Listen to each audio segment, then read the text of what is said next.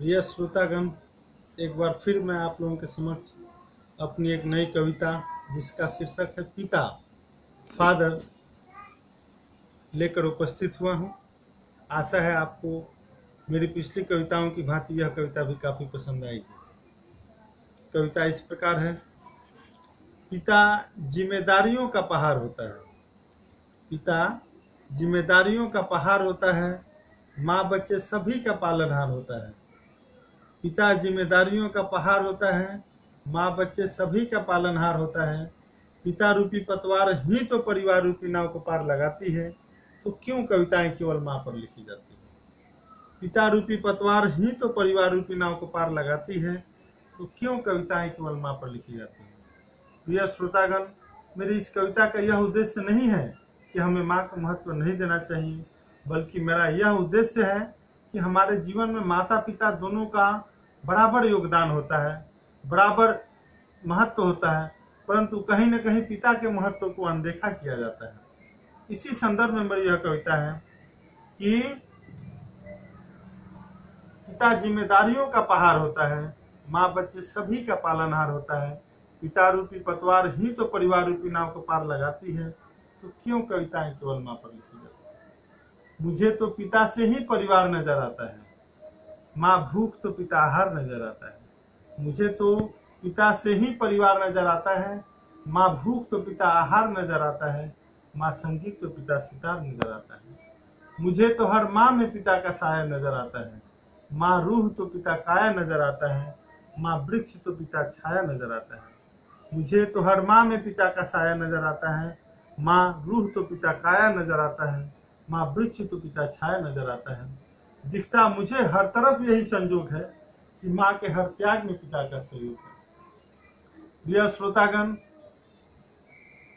मैं अपने जीवन में जिन कटु अनुभवों को समझा हूं, उसके आधार पर मेरी कविता की अगली 4 पंक्तियां जो देश के उन वीर शहीदों को समर्पित हैं जो सीमा पर अपनी जान दे देते हैं, पर अपने घर में चिरस्थायी दुख को छोड़कर चले जाते हैं। उनका यह दुख कभी उनके घरों से खत्म नहीं होता है।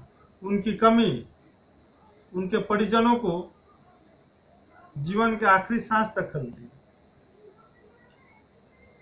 उस संदर्भ में अगली 4 पंक्तियां हैं मेरी। फिर मैं अपनी कविता की ओर लौटूंगा। देखा है मैंने कई घर फना होते होते, बीत जाती हैं जिंदगियां माओ की पिता की याद में रोते रोते। देखा है मैंने कई घर फना होते होते, बीत जाती हैं जिंदगियां माओ की पिता की याद में रोते रोते। परिवार के हर सदस्य को पिता की कमी खलती है। जिस घर में पिता नहीं वहां खुशियां कहां पलती हैं। प्रिय श्रोतागण, सोचिए, जिस घर ने पिता पुत्र बेटा सरहद पर खो दिया हो, उस घर में खुशियों के क्या आसार होंगे। शायद वहां दुख अमर हो जाता है। फिर मैं अपनी कविता के शीर्षक की ओर लौटता हूं। पिता जिम्मेदारियों का पहाड़ होता है, माँ बच्चे सभी का पालनहार होता है। पिता रूपी पतवार ही तो परिवार रूपी नाव को पार लगाती है, तो क्यों कविताएं केवल माँ पर लिखी जाती है। मुझे तो पिता से ही परिवार नजर आता है, माँ भूख तो पिता आहार नजर आता है। माँ संगीत तो पिता सितार नजर आता है। मुझे तो हर माँ में पिता का साया नजर आता है, माँ वृक्ष तो पिता छाया नजर आता है। माँ रूह तो पिता काया नजर आता है। दिखता मुझे हर तरफ यही संजोग है कि माँ के हर त्याग में पिता का सहयोग है। दिखता मुझे हर तरफ यही सहयोग है कि माँ के हर त्याग में पिता का सहयोग है। माना कि माँ हमें प्यार से भोजन खिलाती है, पर भोजन की सामग्री वह पिता से ही मंगवाती है। माना कि माँ हमें सोने के लिए लोरी सुनाती है, पर मखमली बिस्तर वह पिता का ही खरीदा हुआ बिछाती है। जानता हूं मैं, मानता हूं मैं, माँ देवी है, दुर्गा है, जननी है, पर वह भी तो पिता की ही जीवन संगनी है। माँ भी तो पिता की सेवा में ही सुख पाती है, तो क्यों कविताएं केवल माँ पर लिखी जाती हैं?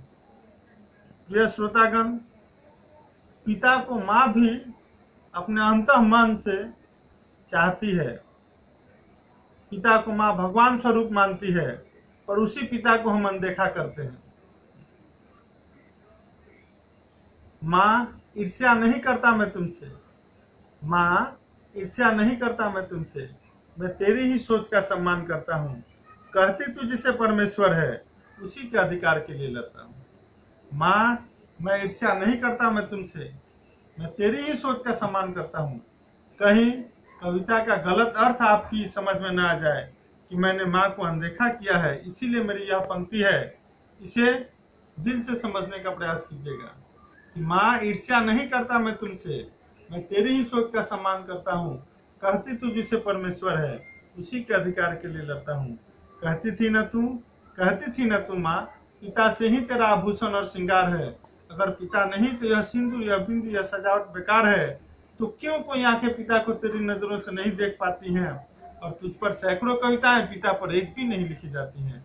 तो क्यों कोई आंखें पिता को तेरी नजरों से नहीं देख पाती हैं, और तुझ पर सैकड़ों कविताएं, पिता पर एक भी नहीं लिखी जाती हैं। जानता हूं मैं माँ, मानता हूं मैं माँ, तुझे यह सम्मान कतई नहीं भाता है, पर तुझे विरोध जताना कहाँ आता है। माँ जानता हूं मैं, तुझे यह सम्मान कतई नहीं भाता है, पर तुझे यह विरोध जताना कहाँ आता है।